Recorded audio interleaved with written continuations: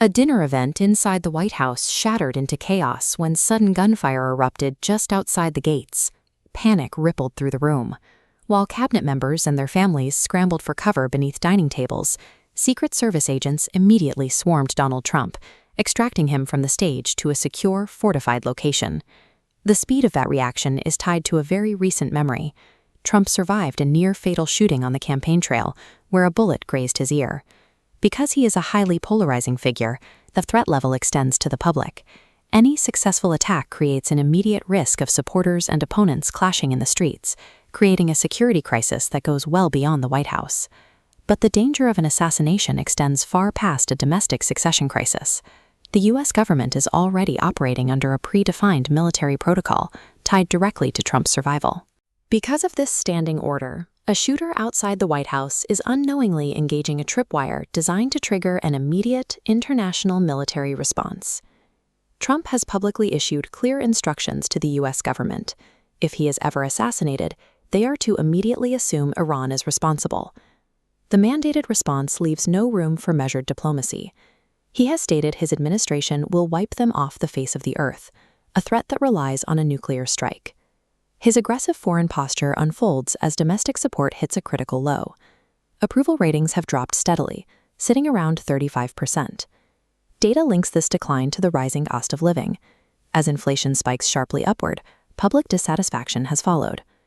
A major catalyst for this economic strain is the sustained high price of crude oil. When oil stays elevated, everything gets more expensive, directly translating to pain at the pump and at the grocery store for American voters. As the domestic economic outlook worsens, the administration's focus has shifted toward these high-stakes foreign confrontations. Apocalyptic threats against Iran now dominate the narrative, even as the cost of living crisis continues to erode the administration's base. Yet the very diplomatic efforts meant to diffuse this tension and prevent that nuclear protocol from firing are actively breaking down. In a sudden cancellation right before the White House shooting, Trump ordered his representatives to abandon a planned trip to Islamabad, where they were scheduled to hold back-channel talks with Iranian officials. He justified the move by pointing to severe internal fighting within Iran's leadership, claiming it was a waste of time. If Iran wanted to talk, he insisted, they should just pick up the phone and call him directly. But another geopolitical theory suggests this breakdown isn't a result of Iranian confusion. Instead, cutting off the Pakistan back channel looks like a deliberate stalling tactic by the United States. The suspicion is that the administration is buying time. While diplomats drag their feet on negotiations, the U.S. military has a window to stage the massive logistical resources required for a conventional ground invasion of Iran.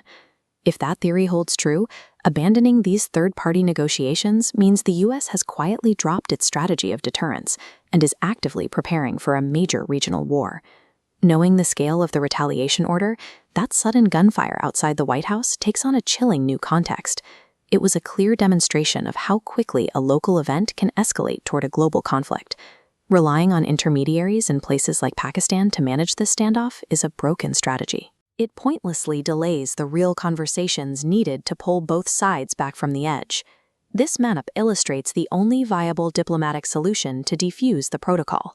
Instead of proxy channels, stability requires a direct trilateral connection between the key players, and any lasting regional de-escalation must include Israel at that table. They are an essential third party to these direct face-to-face negotiations. Without a shift toward direct diplomacy, the situation remains highly reactive. As long as the retaliation protocol remains active, the stability of the region depends entirely on the success of immediate security measures.